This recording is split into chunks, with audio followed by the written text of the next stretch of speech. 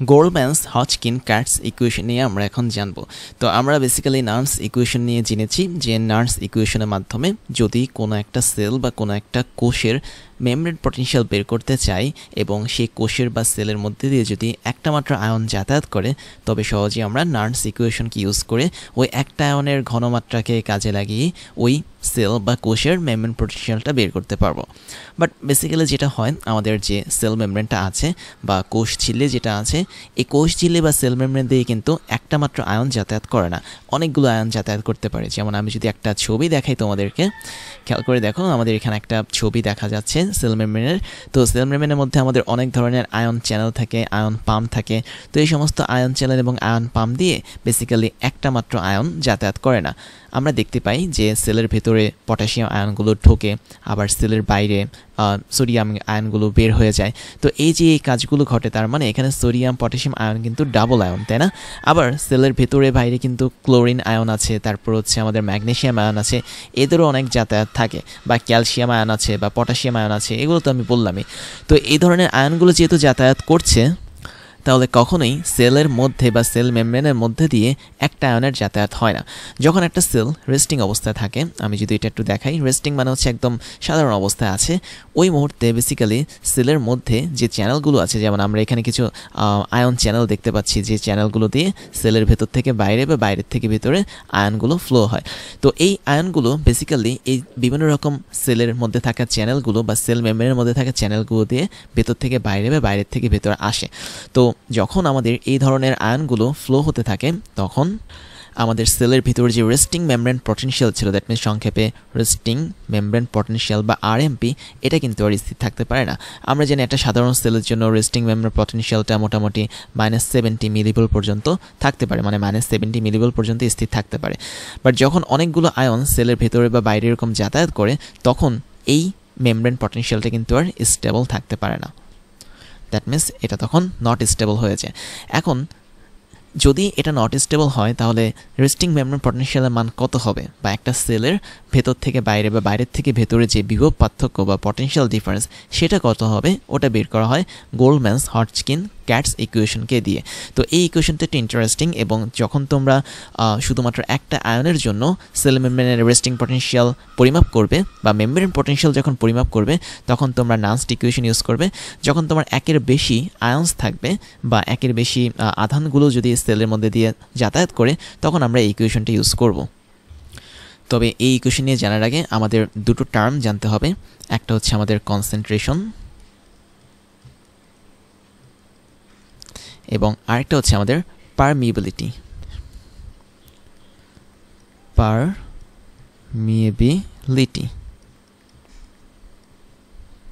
খুব সম্ভবত এখানে স্পেলিং একটু মিস্টেক হয়েছে, সমস্যা না, আমি আবার এটা লিখি। পারমিয়েবিলিটি মানে হচ্ছে কি ভেদনযোগ্যতা। দ্যাট মিনস একটা আয়ন যখন আমাদের সেলের মধ্যে দিয়ে ঢুকছে, তখন ওই আয়নটা ঢোকার যে ক্ষমতাটা, ওটাই হচ্ছে কি পারমিয়েবিলিটি।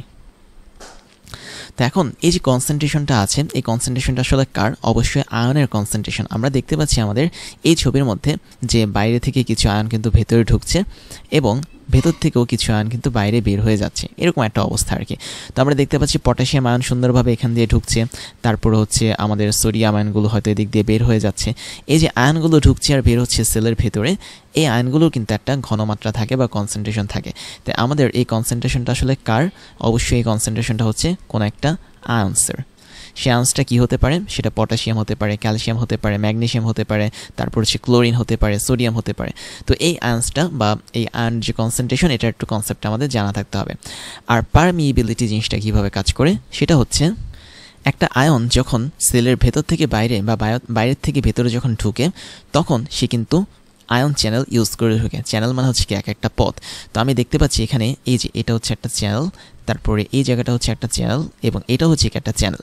তো এরকম তিনটা চ্যানেল দিয়ে আমি দেখতে পাচ্ছি সোডিয়াম আয়নটা ভেতর থেকে বাইরে বের হচ্ছে এবং পটাশিয়াম আয়ন বাইরের থেকে ভেতরে কিন্তু ঢুকছে। তো এই যে চ্যানেল, এই চ্যানেলের সংখ্যা আমি যত বাড়াবো, ততই আমাদের আয়নগুলো কী করবে, খুব সহজেই আমাদের এই সেল মেমব্রেনের প্রাচীরটা ভেদ করে ভেতর থেকে বাইরে বা বাইরের থেকে ভেতরে চলে যাবে। তো আমি বারবার ভেতর বাহির করছি, আসলে বেসিক্যালি এটা হচ্ছে আমাদের সেলের আউটসাইড বাইরের দিক, আর এটা হচ্ছে আমাদের সেলের ইনসাইড বা ভেতরের দিক, যেটা হচ্ছে আমাদের সাইটোপ্লাজম। ওকে, তো যখন আমরা আমাদের সেল মেমব্রেনের মধ্যে থাকা আয়ন চ্যানেলের সংখ্যাগুলো বাড়িয়ে দিব, তখন আমি সহজে বলতে পারবো যে বেশি পরিমাণ আয়ন সেলের মধ্যে আদান প্রদান হচ্ছে বাইরে থেকে ভেতরে বা ভেতর থেকে বাইরে। তাই এই যে পারমিএবিলিটি আছে, এই পারমিএবিলিটি টোটালি ডিপেন্ড করে আমাদের একটা সেলের মধ্যে কত সংখ্যক আয়ন চ্যানেল আছে তার উপর। যত বেশি আমাদের আয়ন চ্যানেল থাকবে, তত বেশি পরিমাণে আয়ন আমাদের সেলের মধ্যে দিয়ে যাতায়াত করতে পারবে। এবং কনসেন্ট্রেশন মানে হচ্ছে কি? কনসেন্ট্রেশন মানে হচ্ছে আমাদের আয়নের ঘনমাত্রা, যে কত সংখ্যক বেশি বা কম আয়ন আছে আমাদের এই সেলের মধ্যে। তাহলে যখন একটা সেল নর্মালি রেস্টিং অবস্থায় থাকে, আমরা জানি যখন কোনো একটা সেলের মধ্যে কোনো অ্যাকশন পটেনশিয়াল তৈরি হয় না, ওই মুহূর্তে আমাদের সেলের রেস্টিং মেমব্রেন পটেনশিয়াল, যেটা একটু আগে আমি লিখেছি এখানে, যেটা ছিল আমাদের 70 মিলিভোল্ট।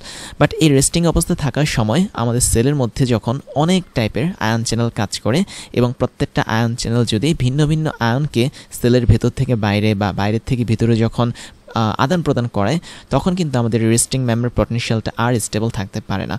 যখন আমরা এই আনস্টেবল রেস্টিং মেমব্রেন পটেনশিয়ালটাকে গণনা করার জন্য বা পরিমাপ করার জন্য, বা বলা যায় যে কোনো একটা অবস্থায় আমাদের সেলের মধ্যে কী পরিমাণ রেস্টিং পটেনশিয়াল বা মেমব্রেন পটেনশিয়াল কাজ করছে, সেটা বের করার জন্য আমরা এই ইকুয়েশনটা ইউজ করে থাকি। তাহলে আমরা দুটো জিনিস শিখলাম, পারমিএবিলিটিকে বেসিক্যালি পি দিয়ে প্রকাশ করা হয়, কনসেন্ট্রেশনকে বেসিক্যালি সি দিয়ে প্রকাশ করা হয়, অথবা তোমরা ছোটোবেলা থেকে জানো যে কোনো একটা আয়নের কনসেন্ট্রেশনটাকে আমরা থার্ড ব্র্যাকেট দিয়ে প্রকাশ করি। যদি আমি সোডিয়াম আয়নের কনসেন্ট্রেশন লিখি তাহলে সেটা Na প্লাস দিব, আর যদি সোডিয়াম আয়নের পারমিএবিলিটি লিখি তাহলে সেটা পি অফ Na দিয়ে প্রকাশ করবো। আচ্ছা, আমি এটা একটু মুছে দিই। তাহলে সোডিয়াম আয়রনের পারমিএবিলিটিটা প্রকাশ করার সিস্টেম হচ্ছে পি অফ Na দিয়ে। তাহলে গোল্ডম্যান ইকুয়েশনটা আমরা কীভাবে বের করব, সেটা বের করার জন্য আরও একটা জিনিস বলে রাখি। আমাদের সেলের মধ্যে কিন্তু দুই ধরনের আয়ন যাতায়াত করে, একটা হচ্ছে পজিটিভ আয়ন আর একটা হচ্ছে কি নেগেটিভ আয়ন। যেমন Na প্লাস, তারপর হচ্ছে ক্লে প্লাস, তারপর হচ্ছে Ca2 প্লাস, এটা হচ্ছে কি পজিটিভ আয়ন। তারপর আমাদের ক্লোরিনটা হচ্ছে অনেক বিখ্যাত একটা নেগেটিভ আয়ন। তারপরে আমি ফ্লোরিনের কথা বলতে পারি, এটাও কিন্তু নেগেটিভ আয়ন। তো যখন আমরা নাস্ট ইকুয়েশন পড়েছিলাম, তখন দেখেছিলাম যে কোন একটা সেল মেমব্রেনের যে সূত্রটা ছিল, সেই সূত্রটা হচ্ছে সেল মেমব্রেনের যে মেমব্রেন পটেনশিয়াল ছিল তার সূত্রটা অনেকটা এইভাবে লিখেছিলাম, ভি ইজ ইকুয়াল টু, আমরা দেখেছিলাম যে খুব সম্ভবত এটা কেটি ছিল, হ্যাঁ কেটি ডিভাইডেড বাই কিউ ছিল, তারপরে আমাদের এখানে লন ছিল, তারপর এখানে concentration of output ion divided by concentration of input ion, এরকম একটা সূত্র ছিল। তো আমরাও এখানে সেম সূত্রটা ইউজ করব, বাট এখানে একটা এক্সট্রা জিনিস আসবে, সেটা হচ্ছে পারমিএবিলিটি আসবে। তাহলে চলো আমরা সূত্রটা দেখে ফেলি। আর আরেকটা বিষয় হচ্ছে, আমরা যখন এখানে concentration of output divided by concentration of ইনপুটটা লিখেছি, এই আউটপুট এবং ইনপুটের যে আয়নের কনসেন্ট্রেশনটা নিয়েছি, ওই আয়নটা অবশ্যই পজিটিভ আয়ন ছিল।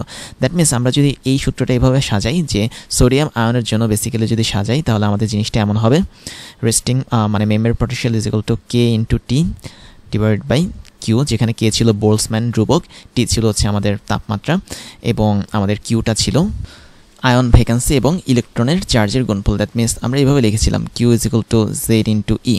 তো যাই হোক, এটাকে যদি আমি শুধুমাত্র সোডিয়াম আয়নের জন্য কনসিডার করি, তাহলে আমরা এখানে উপরে লিখতে পারবো যে সোডিয়ামের যে ঘনমাত্রা ছিল Na প্লাস, এই ঘনমাত্রাটা আউটপুট ঘনমাত্রা কত, এবং আউটপুট মানে হচ্ছে এটা কোষের বাইরে আর কি, কোষের বাইরের ঘনমাত্রা কত, এবং নিচে আমরা লিখতাম যে কোষের ভেতরের ঘনমাত্রা কত। তো এটা ছিল আমাদের নর্মালি লাস্ট ইকুয়েশন সূত্র। বাট আমি যদি গোল্ডম্যান ইকুয়েশনের সূত্রটা দেখি, তাহলে আমাদের সূত্রটা হচ্ছে ঠিক এরকম। তো এই সূত্রটা দেখে এতটা ভয় পাওয়ার কিছু নেই, আমি এখানে বুঝিয়ে দিচ্ছি কোনটা কি। বিএম হচ্ছে আমাদের কোষের এমন একটা অবস্থা, যে অবস্থাতে আমাদের অনেক ধরনের আয়ন কোষের ভেতরে এবং বাইরে যাওয়া আসা করছে। তো ওই অবস্থাতে আমাদের কোষের ভিতরে যে মেমব্রেন পটেনশিয়ালটা থাকবে, বা সেল মেমব্রেনের মধ্যে যে মেমব্রেন পটেনশিয়ালটা বজায় রাখবে, ওই মেমব্রেন পটেনশিয়ালটা হচ্ছে ভিএম। দ্যাট মিনস একটা নির্দিষ্ট মুহূর্তে যখন অনেকগুলো আয়ন কোষের ভেতরে বাইরে আদান প্রদান হতে থাকে, ওই সময়টাতে আমাদের ওই কোষের যে মেমব্রেন পটেনশিয়ালটা থাকে, সেটা হচ্ছে আমাদের ভিএম। এবং ভিএমের মানটা আমরা এই ইকুয়েশন অনুসারে পাচ্ছি RT ডিভাইডেড বাই এফ, যেখানে আর হচ্ছে কি সার্বজনীন গ্যাস ধ্রুবক, অর্থাৎ ইউনিভার্সাল গ্যাস কনস্ট্যান্ট, টি হচ্ছে আমাদের ডিগ্রি সেলসিয়াস তাপমাত্রা, দ্যাট মিনস ডিগ্রি সেলসিয়াস স্কেলের তাপমাত্রা, এবং এফটা হচ্ছে আমাদের ফ্যারাডেস কনস্ট্যান্ট, যেটার মান আমরা জানি যে 96500 কুলম, এরকম আমরা জানি ফ্যারাডের যে ধ্রুবকটা আছে আর কি, বা ফ্যারাডেস কনস্ট্যান্ট যেটা আছে সেটা। তো এটা আসলে মেবি কুলম পার মোল হবে, যাই হোক। এবং পরবর্তীতে আমরা লন লেখার পর এরকম একটা সূত্র লিখবো। এই সূত্রটার মানে হচ্ছে কি, আমি ধরে নিলাম আমাদের সেলের মধ্যে দিয়ে 3 ধরনের আয়ন এখন যাতায়াত করছে। একটা হচ্ছে K+, একটা হচ্ছে Na+, আর একটা হচ্ছে আমাদের Cl-। আমি জাস্ট এই সূত্রটা 3টা আয়ন যাতায়াত করার জন্য লিখেছি, বাট এটা কিছু করে আরও এক্সটেন্ড করা যায়। তো আমাদের এই টোটাল সূত্রের মধ্যে খেয়াল করে দেখো, PK যেটা ছিল এবং K+ যেটা ছিল, এটা হচ্ছে আমাদের পটাশিয়াম যেটা অর্থাৎ K যেটা ওর পারমিএবিলিটি এবং একই সাথে ওর ঘনমাত্রা। দ্যাট মিনস আমি একটু আগে লিখেছিলাম না, এই যে এখানে P(Na) ছিল কি সোডিয়াম আয়নের পারমিএবিলিটি, তারপরে Na+ কি ছিল আমাদের সোডিয়াম আয়নের ঘনমাত্রা। তো একইভাবে PK হচ্ছে কি পটাশিয়াম আয়নের পারমিএবিলিটি এবং K+ হচ্ছে কি পটাশিয়াম আয়নের ঘনমাত্রা থার্ড ব্র্যাকেটে। তো আমরা কী করবো, প্রত্যেকটা আয়নের যেগুলো আউটসাইডে আছে সেগুলোর ঘনমাত্রাগুলোকে যোগ করব। বাট মজার বিষয় হচ্ছে যে সমস্ত আয়নগুলো পজিটিভ চার্জযুক্ত তাদের আউটসাইডে থাকা আয়নের পরিমাণগুলোকে আমরা উপরে বসাবো এবং তাদের ইনসাইডে থাকা বা সেলের ভেতরে থাকা আয়নের পরিমাণগুলোকে আমরা এই নিচে বসাবো। খেয়াল করে দেখো আমাদের এখানে আমি যদি একটু মুছি তাহলে দেখতে পাবে যে 3 ধরনের আয়নের মধ্যে আমাদের দুটো আয়ন হচ্ছে কি পজিটিভ, একটা হচ্ছে K+ আর একটা হচ্ছে কি Na+। তাহলে K+ আর Na+ যেহেতু পজিটিভ, তাই তাদের ক্ষেত্রে আমি নান্সড ইকুয়েশনটা 100% সুন্দরভাবে অ্যাপ্লাই করেছি। অর্থাৎ K+ এবং Na+ এর যে কনসেন্ট্রেশন ছিল এবং পারমিএবিলিটি ছিল এদেরকে আমি গুণ করে উপরে যোগ করে বসিয়ে দিয়েছি এবং যেটা আউটসাইডে ছিল তাদের মানগুলোকে আমরা উপরে বসিয়েছি এবং যেটা সেলের ভিতরে ছিল বা ইনসাইডে ছিল তাদেরকে আমি নিচে বসিয়েছি। এই যে এখানে I ছিল মানে কি ইনসাইড, এখানে I মানে হচ্ছে ইনসাইড, এখানে PK যেটা এটা কিন্তু আমাদের ফিক্সড থাকবে, তাই না? বাট ঘনমাত্রার ক্ষেত্রে আমরা আউটসাইডে রাখবো কাকে বা লবে রাখবো কাকে? লব মানে হচ্ছে আমাদের উপরের অংশে আমরা রাখবো পজিটিভ চার্জে থাকা যেগুলো সেলের আউটসাইডে আছে, আর নিচে আমরা রাখবো কাকে? যেগুলো পজিটিভ সাইড মানে পজিটিভ আয়ন বাট সেগুলো সেলের ভেতরে আছে তাদের ঘনমাত্রাকে। এবং ঠিক একই জিনিসটা আমি উল্টাভাবে লিখব যে সমস্ত আয়নগুলো আমাদের নেগেটিভ ছিল। যেমন আমি দেখতে পাচ্ছি এখানে ক্লোরিন আয়নটা কি নেগেটিভ, তাহলে ক্লোরিনের ইনসাইডে থাকা যে ঘনমাত্রা সেটাকে আমি উপরে লিখব এবং ক্লোরিনের আউটসাইডে থাকা যে ঘনমাত্রা সেটাকে আমি নিচে লিখব। তাহলে মেইন বিষয়টা হচ্ছে যদি আমাদেরকে এরকম অনেকগুলো আয়ন দেওয়া থাকে এবং ওই আয়নগুলো যদি পজিটিভ নেগেটিভ হয় তাহলে আমরা পজিটিভ আয়নগুলোর যে ঘনমাত্রা ছিল সেই ঘনমাত্রার আউটসাইড ঘনমাত্রা বা কোষের বাইরের ঘনমাত্রাগুলোকে আমরা উপরের দিকে রাখবো এবং ইনসাইড বা কোষের ভেতরের ঘনমাত্রাকে নিচে রাখবো এবং ঠিক উল্টা কাহিনী ঘটাবো আমরা নেগেটিভ আয়নগুলোর ক্ষেত্রে। দ্যাট মিনস নেগেটিভ আয়নের ঘনমাত্রাগুলোর যে ইনসাইড ঘনমাত্রা বা কোষের ভেতরের যে ঘনমাত্রা সেটাকে আমরা উপরে রাখবো এবং আউটসাইড ঘনমাত্রা বা কোষের বাইরের ঘনমাত্রাকে আমরা নিচে রাখবো এবং প্রত্যেকটা ঘনমাত্রার সাথে আমরা কী গুণ করব? পারমিএবিলিটিকে গুণ করে দিব। ওই আয়নের পারমিএবিলিটি কী ছিল সেটাকে আমরা গুণ করে দিব। তো যখন আমাদের অঙ্ক এরকম দেওয়া থাকবে বেসিক্যালি আমরা একটু পরে অঙ্ক একটা দেখব এবং ওই অঙ্কের মধ্যে আমাদের এই সূত্রটা অ্যাপ্লাই করতে হবে। তো তোমরা যারা দেখতে পাচ্ছ এই সূত্রটা ভালো করে দেখে নাও। যদি আমাদের এখানে একটা মানে 3টা আয়ন থেকে 2টা আয়ন থাকতো তাহলে কিন্তু আমরা একটা জিনিস লিখতাম না, অর্থাৎ একটা পার্ট লিখতাম না। ধরা যাক আমাদের এখানে ক্লোরিন আয়নটা নেই, তখন আমি ক্লোরিনের এই টোটাল পার্টটা লিখতাম না। অথবা আমরা ধরতে পারি যে ধরা যাক আমাদের এই সোডিয়ামের পার্টটা দেওয়া ছিল না বা পটাশিয়ামের পার্টটা দেওয়া ছিল না, তখন আমি এই পটাশিয়ামের পার্টটা না লিখে সিম্পলি এই 2টা পার্ট লিখেই সূত্রটা কমপ্লিট করতাম। তো এটা ছিল আমাদের গোল্ডসম্যান ইকুয়েশনের একটা সূত্র। এখানে আরও একটা বিষয় মনে রাখতে হবে, আমরা যে পারমিএবিলিটি দেখছি 3টা আয়নের, দ্যাট মিনস PK হচ্ছে পটাশিয়ামের পারমিএবিলিটি, P(Na) হচ্ছে সোডিয়ামের পারমিএবিলিটি, ক্লোরিন হচ্ছে ক্লোরিনের পারমিএবিলিটি। তো এই সমস্ত পারমিএবিলিটির মধ্যে আমাদের পটাশিয়ামের পারমিএবিলিটি বেসিক্যালি বেশি হয়, অর্থাৎ একটা সেল যখন রেস্টিং অবস্থায় থাকে তখন পটাশিয়াম আয়নটা খুব বেশি পরিমাণে সেলের মধ্যে আদান প্রদান হয়। তাই এটাকে অ্যাপ্রক্সিমেটলি 1 যদি ধরি তাহলে P(Na) এটার মান আমরা ধরতে পারবো 0.05 এবং P(chlorine) বা পারমিএবিলিটি অফ ক্লোরিন সেটা হবে 0.45। তাহলে আমি যদি এটাকে টোটাল 100%-এর মধ্যে তুলনা করি, যদি আমি ধরে নিই কোনো একটা সেল রেস্টিং অবস্থায় আছে, তখন তার মধ্যে আমি যদি ধরে নিই 100% পরিমাণ আমাদের পটাশিয়াম খুব ভালোভাবে সেল মেমব্রেনের মধ্যে দিয়ে যাতায়াত করতে পারছে, তখন আমাদের সোডিয়ামের যাতায়াতের অবস্থা হবে অনলি 5% এবং ক্লোরিনের যাতায়াতের অবস্থা হবে অনলি 45%। দ্যাট মিনস আমাদের এই জিনিসটা মনে রাখতে হবে যে PK(= আমি যদি অনুপাতের মাধ্যমে জিনিসটাকে দেখাই তাহলে PK(= P(Na) P(Cl) হবে কি 1:0.05:0.45 এবং এই অবস্থাটা কখন কাজ করবে? যখন আমাদের সেলটা একদম স্টেবল বা স্থির অবস্থায় থাকবে। আমরা আবার নান্সড ইকুয়েশন যখন সলভ করেছিলাম তখন দেখেছিলাম যে যদি আমরা রুম টেম্পারেচারের কথা বলি, দ্যাট মিনস 27 ডিগ্রি সেলসিয়াসের কথা যদি বলি বা 300 ক্যালভিনের কথা যদি বলি, তো 27 ডিগ্রি সেলসিয়াস তাপমাত্রায় basically RT divide by F এটা কিন্তু একটা মান আসে, যে মানটা আমাদের অবশ্যই মনে রাখা দরকার সেটা হচ্ছে 60। তাহলে এই 60 মানটা আমাদের একটু মনে রাখতে হবে। যদি আমাদেরকে কখনো বলো প্রশ্নের মধ্যে যে রুম টেম্পারেচার অবস্থায় তোমরা কোন একটা সেল মেমব্রেনের যে মেম্ব্রেন পটেনশিয়াল আছে সেটা হিসাব করো, তাহলে অবশ্যই তোমরা RT ডিভাইড বাই F এর বিশাল হিসাব না করে সরাসরি 60 বসিয়ে দিবে। তো এটা হচ্ছে আমাদের আরও একটা সূত্র, দ্যাট মিনস VM = 60 লন তারপরে এই টোটালটা। তো এখন আমরা যেটা করব সেটা হচ্ছে একটা ম্যাথ দেখব। তাহলে চলো আমরা ক্র্যাশ ওয়ার্কটা দেখে ফেলি, আমাদের কি কি কাজ করতে হবে এখানে। তাহলে আমাদের ম্যাথটা এরকম দেওয়া আছে, বলেছে যে the table below shows the, আচ্ছা আমি এটা পড়লাম না আর, আমরা দেখতে পাচ্ছি যে আমাদের এখানে একটা টেবিল দেওয়া আছে। এই টেবিলে একটা সেলের কথা দেওয়া আছে, সেলটা হচ্ছে আমাদের সেলের কিছু বিষয় দেওয়া আছে, দ্যাট মিনস আমাদের সেলের মধ্যে কিছু আয়ন দেওয়া আছে। দ্যাট মিনস আমি যদি এখানে একটা সেল আঁকি, তাহলে সেলের ভেতরে থাকা পটাশিয়ামের যে কনসেন্ট্রেশন সেটা হচ্ছে 140 মিলিমোলার, আর তারপরে সোডিয়ামের কনসেন্ট্রেশন দেওয়া, ক্লোরিনের কনসেন্ট্রেশন দেওয়া, আবার ক্যালসিয়ামের কনসেন্ট্রেশনও দেওয়া। দ্যাট মিনস ইন্টারসেলুলার কনসেন্ট্রেশন মানে হচ্ছে কি সেলের ভেতরে তাদের কনসেন্ট্রেশন বা ঘনমাত্রা কেমন। তারপরে একই রকম অনেকগুলো আয়নের এক্সট্রা সেলুলার কনসেন্ট্রেশনও দেওয়া, এই যে এখানে প্রত্যেকটা দেওয়া আছে। একই সাথে প্রত্যেকটা আয়নের পারমিএবিলিটি কেমন সেটাও কিন্তু আমাদের এখানে সুন্দরভাবে দেওয়া আছে। ফাইনালি বলেছে যে এই ডেটাটা রেকর্ড করা হয়েছে 5 ডিগ্রি সেলসিয়াস তাপমাত্রায়, এবং এই ডেটাটার মধ্যে যে KT ডিভাইডেড বাই Q এসেছে এটার মান হচ্ছে 25 মিলিভোল্ট। তো এর মানেটা কি আসলে? এর মানে হচ্ছে আমরা যে একটু আগে একটা সূত্র দেখেছিলাম, দ্যাট মিনস আমি এখানে জিনিসগুলো একটু মুছে দিই, যেহেতু আমি ধরে নিলাম তোমরা এগুলো নোট করে ফেলেছো। তো এই সূত্রটাকে কিন্তু আমরা আরও একটা ভাবে লিখতে পারি। জিনিসটা হচ্ছে কি, আমরা ইচ্ছে করলে এখানে RT ডিভাইড বাই F এর বদলে, যেটা আমরা নান্স ইকুয়েশনে দেখেছিলাম, এখানে আমরা ইচ্ছে করলে KT ডিভাইড বাই Q হিসেবে কিন্তু লিখতে পারি। এই যে আমি এখানে লিখেছিলাম, তোমরা যদি খেয়াল করে দেখো নান্স ইকুয়েশনে কিন্তু এরকম ছিল, KT ডিভাইড বাই Q ছিল। তো আমরা ইচ্ছে করলে RT ডিভাইড বাই F এর জায়গায় KT ডিভাইড বাই Q লিখে লন লিখে তারপরে টোটাল সূত্রটাকে লিখতে পারি, অর্থাৎ এখানে টোটাল যে জিনিসটা আছে এই জিনিসটাকে আমরা লিখতে পারি। তাহলে আমরা দুটো ফর্মেটে আমরা এই সূত্রকে ইউজ করতে পারি। তো সেই জিনিসটা আমাদের পরের ম্যাথে দিয়েছে যে KT ডিভাইড বাই Q এর মান হচ্ছে 25 মিলিভোল্ট।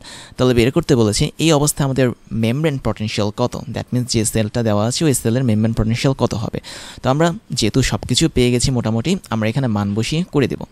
তার আগে আমাকে আইডেন্টিফাই করতে হবে যে এই ম্যাথের মধ্যে কোন কোন আয়ন পজিটিভ, কোন কোন আয়ন নেগেটিভ। আমি দেখতে পাচ্ছি এখানে K প্লাসটা হচ্ছে পজিটিভ, তারপরে Na প্লাসটা হচ্ছে আমাদের পজিটিভ।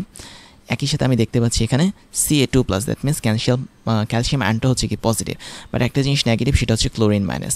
তো আমি যদি এখানে সূত্রটা লিখি, যদি তোমরা একটু খেয়াল করে দেখো সূত্রটা, তাহলে এমন হবে, যেহেতু আমি KT ডিভাইড বাই Q দিয়ে কাজ করব, তাই আমাদের সূত্রটা দাঁড়াবে কেমন, যে এই অবস্থায় resting membrane potential is equal to KT divide by Q হবে, তারপরে লন হবে, তারপরে ব্র্যাকেটে আমি টোটালটা লিখে দেবো। দ্যাট মিনস বিশাল বড় একটা দাগ টানলাম, এই দাগের উপরে কি থাকবে কনসেন্ট্রেশন ইনটু পারমিএবিলিটি, এদের যোগফল, নিচেও থাকবে কি বিভিন্ন আয়নের কনসেন্ট্রেশন এবং পারমিএবিলিটির গুণফলের যোগফল।